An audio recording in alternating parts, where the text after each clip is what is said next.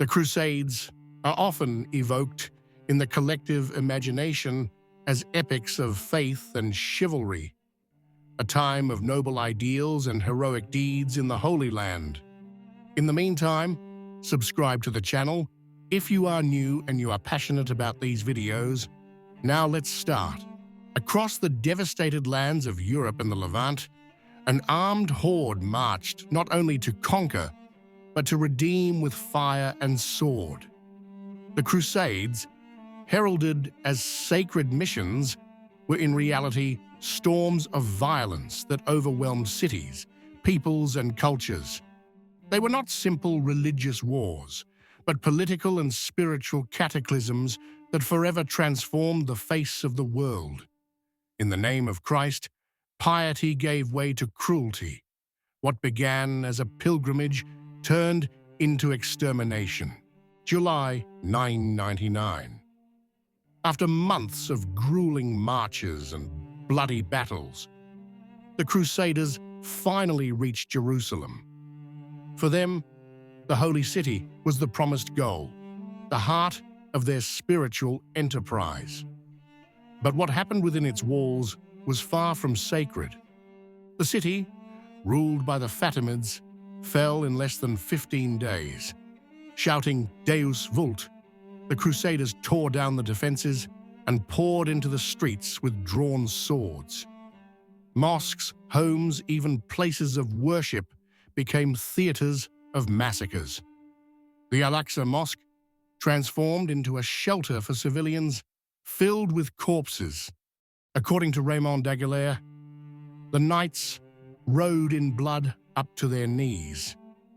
Similar accounts are reported by Fulcher of Chartres and William of Tyre, but also by Muslim and Jewish sources. Thousands of innocents were killed in what was less a religious victory than a genocide. To the Crusaders, however, it seemed right. They were convinced that they were carrying out the will of God. But the Jerusalem they had taken was not redeemed. It was contaminated by the brutality of men. During the winter of 1998, the Syrian town of Ma'arat al-Numan became the scene of one of the most disturbing episodes of the entire crusade. The Crusaders, worn out by hunger and desperation, besieged and captured the town. A massacre ensued. But what followed was even worse. Christian and Muslim sources, including Radulf of Caen and Ibn al-Athir, report chilling accusations. Some Crusaders, driven by hunger, would have cooked and eaten the corpses of Muslims. The adults would have been boiled, the children roasted on spits. While these tales may have been exaggerated, the fact that cannibalism was believed and reported by both sides shows how deeply the crusade had sunk into moral chaos. When man, hungry and armed, loses his sense of limits, faith is no longer a guide, but a pretext. Behind the Crusades lay a harsher truth. Conversion was not always a matter of choice. Often the cross was imposed with a blade. In many cities, Muslims and Jews received an ultimatum: embrace Christianity or die. After the siege of Jerusalem, it is said that some were spared only if they accepted baptism. But even before that, in 1996, Jewish communities in the Rhineland were brutally attacked by Crusader bands. The Jewish chronicler Solomon Bar Simpson tells us that the choice was cruel: convert or be executed. Some yielded.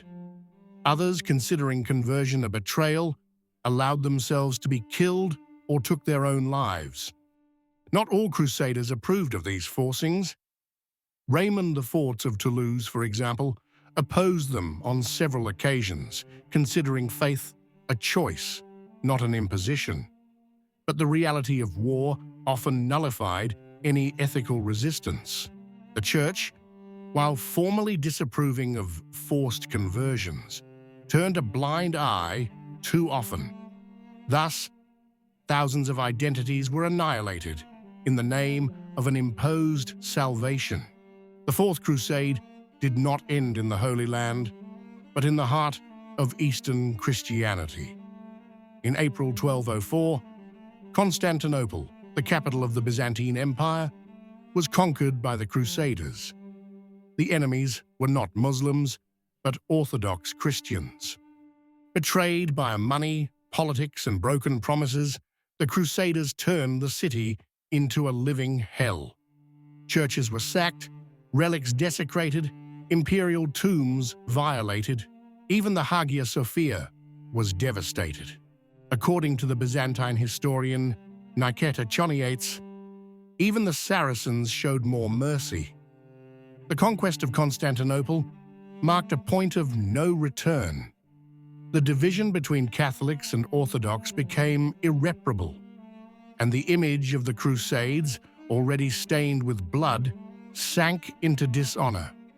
Antioch, once the center of early Christianity, became the nightmare of the First Crusade.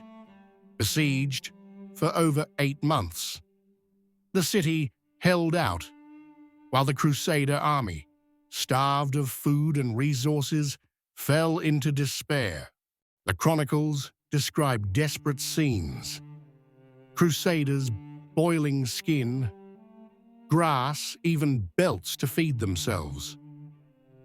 The corpses piled up outside the walls. When, in June of 1998, the city was betrayed and the gates opened, the Crusaders showed no mercy. The revenge was merciless. The population was massacred, the survivors enslaved or fled. Here, too, faith dissolved in the rubble of brutality.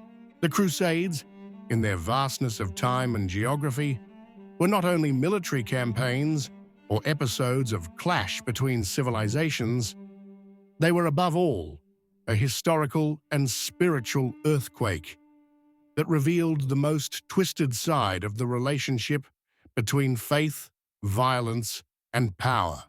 Initially conceived as a religious response to a perceived threat, they soon transformed into something much darker and more uncontrollable. Beneath the banner of the cross lay deeply human desires: the lust for glory, the thirst for wealth, the desire for social redemption, the need for personal redemption. Faith was the banner, but not always the guide. In the bloodshed in Jerusalem, in the flesh devoured at Ma'arat al-Numan, in the baptisms imposed by blade, in the sacrilegious sacking of Constantinople, and in the agonies of Antioch, the Crusades often betrayed the very values they claimed to defend. The Christian ideal of love for one's neighbor was buried under the rubble of conquered cities, while mercy was obscured by the obsession with religious purity. The cross, symbol of sacrifice and hope, became in many cases the shadow of a spiritual empire that stained itself with the blood of infidels and brothers alike. Yet, the judgment on the Crusades cannot be reduced to a single narrative. They were also the reflection of a medieval world deeply convinced of its eschatological vision, in which the divine permeated every aspect of life, and where the salvation of the soul justified even the destruction of the body. They were the expression. That's all for today. What do you think? Let me know in the comments. Your opinion is very important to support the channel.